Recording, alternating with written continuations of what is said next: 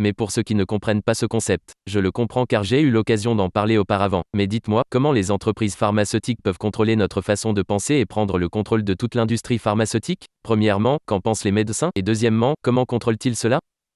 Tout d'abord, ils le font grâce à l'argent. Ils ont beaucoup d'argent. Si je vous donne une bourse, vous pourrez étudier ce pourquoi je vous ai donné une bourse. Donc, ils dirigent beaucoup de recherches avec leurs milliards de dollars.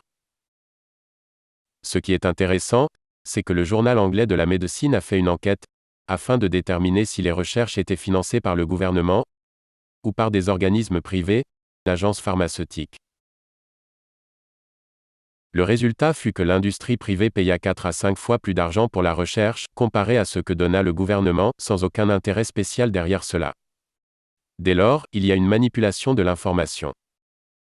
Vous vous dites qu'ils trichent, mais je dis qu'ils sélectionnent les informations pour que ça aille dans leur sens. Pourquoi? Parce que si j'obtiens une bourse d'eux, et que je leur dis, oh désolé, j'ai vérifié vos informations, et ça ne fonctionne pas, je n'obtiendrai jamais d'autres bourses de leur part. Alors, est-ce que les médecins nous mentiraient? Ils ne mentent pas, mais ils choisissent les informations qui soutiennent leur point de vue. Ils ont déjà une conclusion avant même d'avoir fait l'expérience. Même dans une étude en double aveugle? Il n'y a aucune étude réalisée en double aveugle. Donc, chacun apporte ses idées préconçues à chaque étude. Par conséquent, même les agences pharmaceutiques choisissent quelle chose à trouver, car ils savent qu'ils auront les résultats escomptés. Absolument. Et l'une des choses qu'ils essaient d'éviter, ce sont les gens qui répondent positivement à l'effet placebo. Car l'effet placebo perturbe toutes les données. Un fait simple, qui peut en énerver plus d'un, mais un médicament comme le Prozac, dans des tests en laboratoire, n'a pas plus d'effet qu'une pilule de sucre. Et voici comment des milliards de dollars par jour sont dépensés pour l'achat de Prozac ou de statines. Les pilules statines ne fonctionnent que sur 3% des gens qui les prennent. Et elles provoquent des effets secondaires dangereux dans 23% des cas. Donc vous aidez 3% avec le médicament et 23% d'entre eux deviennent toxiques. Et ce sont des médicaments. Pour combien de temps devez-vous en prendre? Combien de temps voulez-vous vivre? Vous savez, ce sont des vendeurs de médicaments. Ce sont des bons vendeurs de médicaments. Et je voulais vous parler de l'effet placebo, mais ça a déjà fait l'objet de nombreuses études. Vous savez, un tiers des cas étudiés, c'est énorme. Le fait d'avoir un effet positif grâce à une pilule de sucre. C'est vrai, et quand je parle de cela aux gens que je connais, ma famille, mes proches, mon père, je lui demande, qu'est-ce qu'il se passe? Il me dit alors qu'il est dans cet état, alors il prend ceci et cela, plein de médicaments. Vraiment, mais qu'est-ce qui cloche chez lui? On dirait que tout le monde est sous traitement de nos jours. Ça va au-delà de toute croyance, car on en voit les publicités toutes les 10 minutes à la télévision, il y a toujours un nouveau médicament. Et ça s'imprègne dans leur esprit du genre, votre vie va mal? Regardez ces gens si heureux, ils ont pris ce médicament et voyez comment ils sont si heureux maintenant. Et les gens croient à cela. Les médicaments tuent 300 000 personnes par an. Les médicaments pharmaceutiques tuent environ 300 000 personnes chaque année. Et tout le monde se dit que c'est le prix à payer pour l'avancée de la médecine.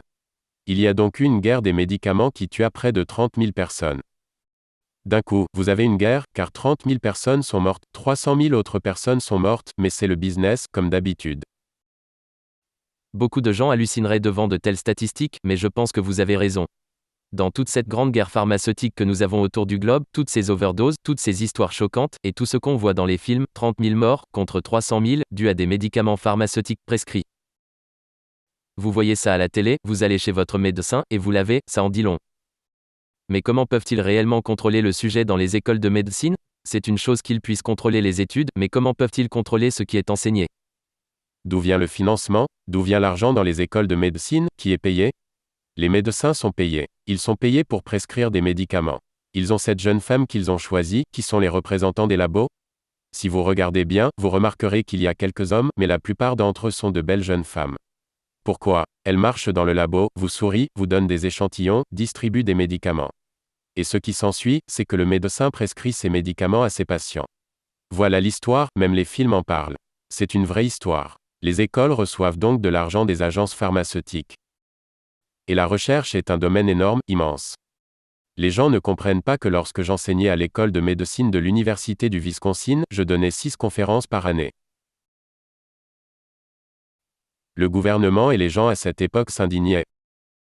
Vous payez ces professeurs avec autant d'argent, et certains professeurs comme moi ne donnent que 6 classes par an. Et la vérité éclata. Quand je recevais une subvention, l'école recevait 56% en extra sur cet argent. Donc, si je recevais 100 000 dollars de subvention, l'école recevait aussi 56 000 dollars pour le fait que j'ai reçu une bourse. Ils appelaient ça les frais de générosité. Et combien cela faisait au total? Les chercheurs rapportaient environ la moitié de l'argent requis pour faire fonctionner une université. Ils disaient alors, ne blâmez pas la vache à argent s'il ne fait que 6 cours par an. Il rapporte de l'argent, bien plus que son propre salaire, et cela aide l'école. Alors, la recherche est très commode pour une université, car ça compense leurs dépenses. Donc, c'est du racket? C'est du racket. Alors, tout ce prestige, quand on voit toutes ces écoles parfaites, si nobles. En coulisses, c'est surtout de l'argent sale. Exact. On me demandait d'obtenir une subvention. C'est ce qui me permettait d'y avoir ma place. Où trouver tout cet argent? Vous pouvez l'obtenir du gouvernement, mais le budget diminue chaque année. Les subventions privées, comme l'Association de la dystrophie musculaire, la Société américaine du cancer, toutes ces sociétés supportent financièrement la recherche pharmaceutique. Comment briser ce cercle? Comment pouvez-vous lutter contre ces immenses compagnies? En les boycottant. Vous vous demandez comment vous pourriez arrêter d'acheter leurs produits. La réponse vous rendra plus fort, car vous êtes celui qui contrôle tout ça. Vous devez comprendre cela. Si je prends une pilule et que cela m'affecte, la raison pour laquelle cela m'affecte, c'est parce que j'ai déjà un équivalent naturel de cette pilule dans ma propre biologie. Vous ne prenez pas une pilule pour que cela active un récepteur de cette molécule et l'active, de la même façon que vous aviez cette protéine réceptrice, mais pour une pilule que vous pourriez ne jamais prendre, ce serait idiot. Donc, si un tel récepteur pour cette molécule existe, alors c'est que ce récepteur était déjà là, car vous produisez déjà cette molécule naturellement. Donc, quand on fume un joint, il y a une molécule appelée tétrahydrocannabinol. Et devinez quoi? Vous avez des récepteurs pour ça, car vous en fabriquez vous-même. Donc, l'idée c'est que si vous voulez obtenir l'effet de cette drogue, devez-vous prendre quelque chose d'extérieur pour cela? Bien sûr que non. Vous devez juste changer votre état de conscience, car vous fabriquez déjà tous les équivalents de chaque molécule maintenant. Mais si vous ne fabriquez pas l'une d'entre elles, cela signifie que votre conscience ne vous aide pas pour votre santé. C'est donc un ajustement de votre niveau de conscience, et non un ajustement de votre biologie interne. C'est donc un changement d'état d'esprit. De se dire que la solution ne se trouve pas dans une pilule, que nous ne sommes pas victimes, de ne plus voir la vie de façon fataliste en se disant que notre futur est prédéterminé. C'est ce qu'on pensait avant dans le domaine de la génétique. Oh, vous avez ce gène du cancer, mais il n'y a pas de gène pour le cancer, c'est totalement faux. Je peux vous le dire aujourd'hui, il n'a pas de gène qui provoque le cancer.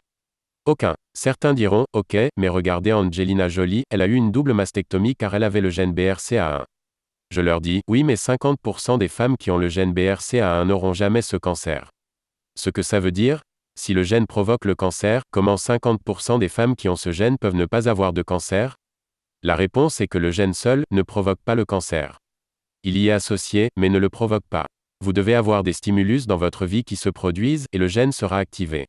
Quel genre de stimulus? Pour le cancer, principalement la colère. Est-ce que c'est prouvé, ou juste une théorie? Il y a des points communs qui réunissent les patients atteints du cancer. Quelles sont les caractéristiques d'un patient atteint d'un cancer? La plupart d'entre eux sont toujours en colère dans leur vie, ils ne sont pas heureux, ils ne libèrent pas leurs émotions. Le stress peut bloquer quelqu'un. Et la chimie du stress, le stress est un agent chimique. Et voici un fait avéré, 90% des visites chez le médecin sont dues au stress. Comment le stress peut-il provoquer cela? La réponse est simple. Le stress libère une hormone appelée cortisol, l'hormone du stress. Que fait le cortisol? Premièrement, il modifie le sang situé dans les viscères. L'entretien et la guérison du corps proviennent de tous les organes. Donc le stress fait que les vaisseaux sanguins se resserrent. Cela pousse le sang dans les bras et les jambes. Le stress signifie que vous êtes prêt à fuir ou combattre. Donc, vous dirigez toute l'énergie là où vous en avez besoin, les bras et les jambes. Comment ça arrive? En serrant les vaisseaux sanguins dans les viscères. Les organes sont faits pour la croissance. Les bras et les jambes sont faits pour se protéger. Ce que ça veut dire, que si j'ai besoin de me protéger, je ralentis la croissance. Et plus important encore, les hormones du stress ralentissent le système nerveux. Cela pour économiser de l'énergie, par exemple, si vous étiez pourchassé par un tigre à dents de sabre et que vous aviez une maladie bactérienne. Comment voudriez-vous diviser l'énergie? Combien d'énergie voudriez-vous pour fuir, et combien d'énergie voudriez-vous pour combattre la maladie?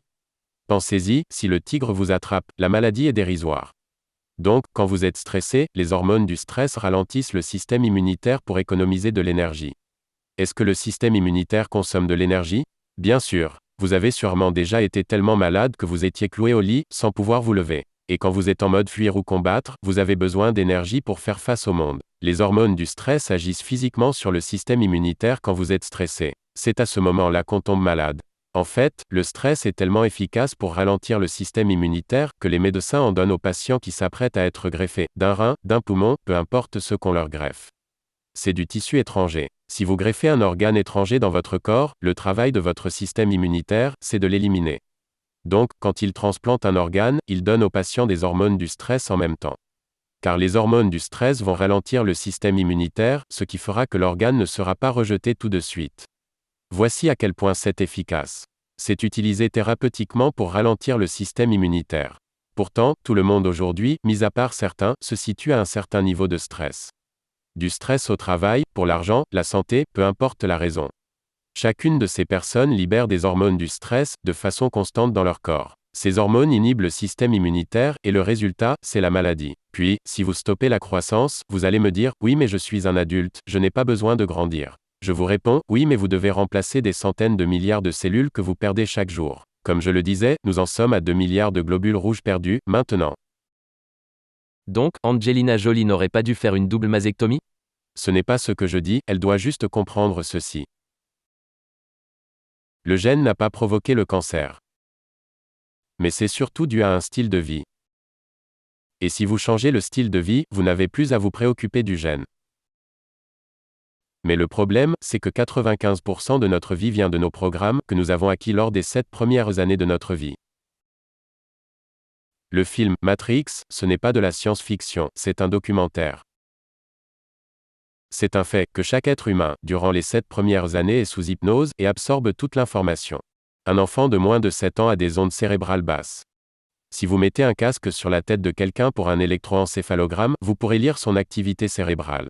Un enfant de moins de 7 ans a une fréquence moins élevée que celle de la conscience. On appelle cette fréquence θ. θ, c'est l'imagination. Si des enfants jouent à la dinette avec des jouets, pour eux c'est réel. Si un enfant enfourche un balai, ça devient un cheval. C'est ça θ, c'est l'imagination. Et θ est aussi le stade d'hypnose. L'idée c'est que, avant de devenir conscient, si vous n'avez pas déjà quelques programmes d'installer, de quoi serez-vous conscient? C'est comme si je venais d'acheter un nouvel iPod, je le sors de la boîte, appuie sur Play, et rien ne se passe. Je me dis alors que j'ai dépensé tout cet argent, et ce truc ne fonctionne même pas. Alors, de la même façon pour un enfant de 7 ans, si vous n'avez téléchargé aucune musique, comment voulez-vous jouer quoi que ce soit? Eh bien, c'est la même chose. Le cerveau est comme l'iPod. La conscience est l'écran sur lequel je peux créer. Mais si je n'ai rien d'écrit dans le disque dur, je ne peux rien créer. Donc la nature a prévu que les 7 premières années soient faites pour ça. Quel genre de programmes sont requis pour vivre sur cette planète? Comment pouvez-vous les obtenir? θ, c'est de l'hypnose. Vous ne faites qu'observer. Observez vos parents, observez vos frères et sœurs, et les autres, car vous devez apprendre combien de centaines de milliers de règles? Pensez-y, juste pour être un membre fonctionnel de votre famille, ou un membre fonctionnel d'une communauté, il y a des règles. Vous apprenez ces règles à un enfant. Mais vous n'avez pas besoin. Les 7 premières années, ils observent et les absorbent. En quoi cela est pertinent? C'est un fait regrettable, mais 95% de notre vie, c'est un fait, provient de nos programmes stockés dans le subconscient. Chaque jour dans votre vie, vous utilisez seulement 5% pour la conscience créative, 5%. Alors votre vie est déjà vécue, même si vous pensez que vous vivez pleinement votre vie. Exactement. Et vous ne le voyez pas, car c'est ce qu'on appelle le subconscient, en dessous du conscient. Les jésuites, pendant 400 ans, savaient cela, et les gens ne comprenaient pas. Ils disaient, donnez-moi un enfant jusqu'à ses 7 ans, et je vous montrerai quel homme il sera. Ils ont dit cela pendant 400 ans, car ils savaient que 7 ans était la période de formatage, et que 95% de votre vie après cela sera basée sur ces programmes. Donc, Angelina Jolie fait partie d'une famille dans laquelle il y a le cancer. Je vous dis, oui elle a le gène, mais ce n'est pas ce qui a provoqué le cancer, c'était plutôt son comportement qui lui fut transmis. Les comportements sont transmis, non par les gènes, mais par la famille. Ils sont transmis par l'éducation familiale. Dans votre conférence sur la biologie des croyances, vous avez fait cette analogie à propos d'une caméra et d'un œil. De comment la caméra inverse l'image et l'imprime sur la pellicule. Et avec notre œil, nous prenons l'image, elle s'inverse, puis avec notre cerveau nous mettons un filtre dessus pour l'interpréter. Vous parlez donc de cela, les 7 premières années de notre vie, nous mettons un filtre sur chaque chose? Absolument, c'est la base de nos comportements. Il y a des millions de règles, donc vous et moi pouvons regarder une même chose et avoir de différentes conclusions sur le sujet? Exact. Ce que vous voyez est uniquement basé sur la façon dont vous avez grandi. Ce n'est pas nouveau, vous savez. Il y a ce livre célèbre, Père riche, Père pauvre. En gros, ça dit que si vous venez d'une famille pauvre, vous pourriez lutter toute votre vie et essayer de devenir riche, mais sans jamais réussir. Mais si vous venez d'une famille riche, vous pourriez être stupide toute votre vie, comme Donald Trump, et devenir riche. Non à travers un processus conscient, mais grâce à des comportements inconscients que vous avez absorbés de votre famille riche, quand vous étiez enfant. C'est inconscient. Ils font donc les bons choix, inconsciemment, quand ils utilisent leur esprit conscient, ils deviennent stupides. Mais c'est inconscient. Et c'est la même chose avec les gens pauvres. Les gens pauvres ont des croyances provenant de leur famille. Du genre, tu ne réussiras jamais, la vie est un combat, les temps sont durs, pour qui te prends-tu? Donc, si c'est ce genre de programme que vous recevez, alors vous passerez 95% de la journée à vous auto-saboter. C'est pourquoi les gens pauvres restent pauvres, et les riches restent riches. À cause de leur programmation. J'ai déjà reçu Robert Kiyosaki sur le plateau. Et voilà. Nous devrions élever nos enfants différemment. Est-ce ce que vous suggérez? Tout à fait. Pour les éduquer, comment fait-on? Nous devons reconnaître premièrement que 95% de nos comportements viennent de notre subconscient. Donc, un enfant va tout enregistrer pendant 7 ans. Ils vont vous enregistrer. Vous venez d'avoir un bébé. Ce bébé va vous étudier car vous êtes le parent. La première chose que les bébés apprennent, dès la première ou deuxième semaine de leur vie, c'est qui sont ses parents.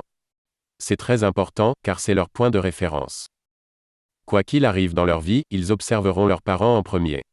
Un enfant qui fait de la balançoire et tombe au sol. La première chose qu'il va faire sera de regarder ses parents.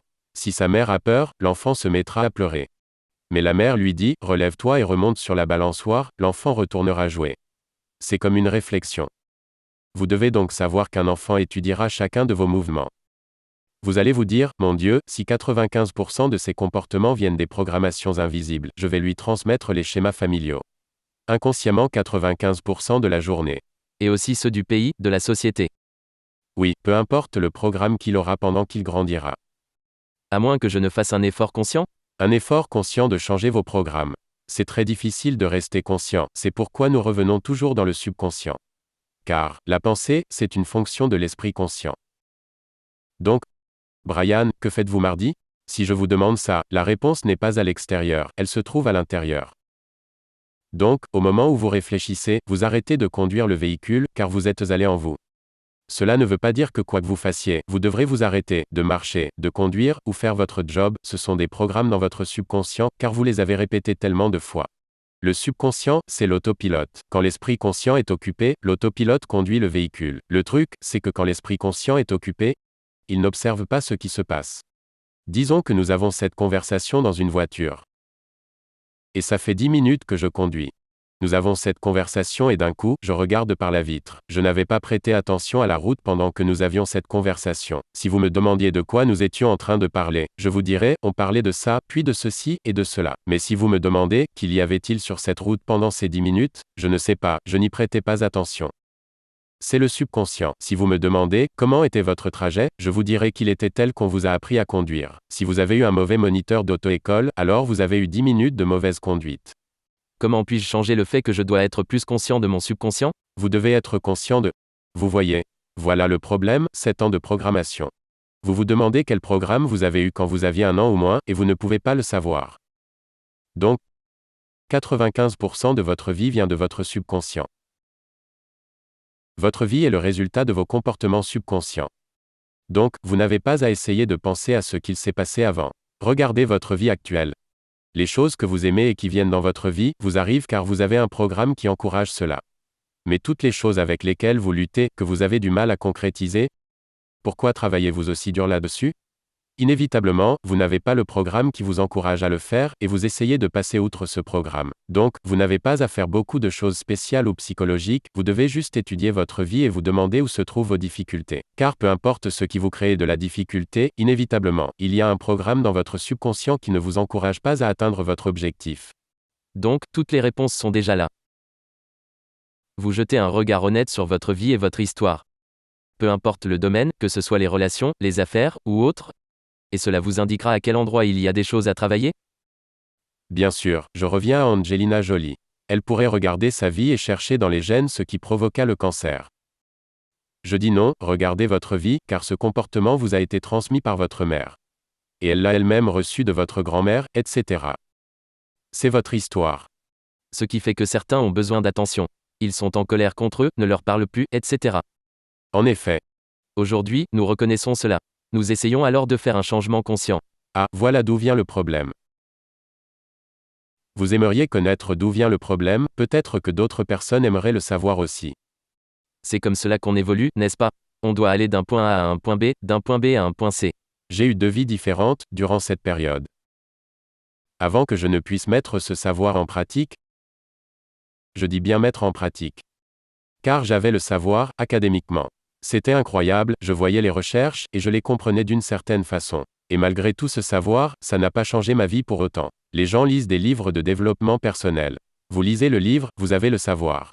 Mais votre vie change-t-elle pour autant? Non, mais vous avez juste beaucoup de connaissances. Voici la différence, le subconscient est créatif et peut apprendre de toutes les façons possibles. Lire un livre, aller à une conférence, écouter ce programme et votre esprit conscient va s'éveiller. Oui, mais le subconscient n'apprend pas de cette façon. Le subconscient apprend de 2 façons fondamentales. L'hypnose, comme dans les 7 premières années de la vie, mais après 7 ans, comment intégrez-vous de nouveaux programmes? La répétition, la pratique. Vous voulez apprendre à conduire une voiture? Vous n'avez pas appris cela juste en vous asseyant dedans et en tournant le contact. Vous deviez vous pratiquer à conduire. Vous voulez apprendre l'alphabet? Combien de fois avez-vous répété les lettres de A à Z, essayé d'aller de A à Z avant de pouvoir le faire entièrement? Une fois assimilé, vous n'aviez plus à y revenir et réessayer. Donc, 2 façons d'entraîner le subconscient: l'hypnose et la répétition. J'aime la deuxième façon, car il y a une citation qui dit « Fais semblant jusqu'à ce que tu y arrives ». Alors, si vous n'êtes pas heureux et que vous aimeriez l'être, répétez-vous tout le temps « Je suis heureux, je suis heureux ». Je vous dis que vous n'avez pas l'air heureux, mais vous me dites que celui à qui vous parlez par répétition, c'est votre subconscient. Si le subconscient apprend « Je suis heureux » et que 95% de votre vie vient de votre subconscient, il va arriver un moment où votre subconscient va saisir que vous êtes heureux. Et vous n'aurez plus à vous le répéter. Ce sera automatique. Voilà pourquoi nous voyons autant de gens faire des affirmations de gratitude. Car si vous faites ça tous les jours, ça devient une habitude. C'est répétitif, voici le secret. Coller un pense-bête sur le frigo s'apparente plus à une suggestion, mais ce n'est pas une répétition. Ça ne marche pas vraiment. La répétition, c'est comme une habitude. C'est créer une habitude. Donc, vous devez faire quelque chose religieusement, en le répétant, encore et encore, jusqu'à ce que ça fonctionne.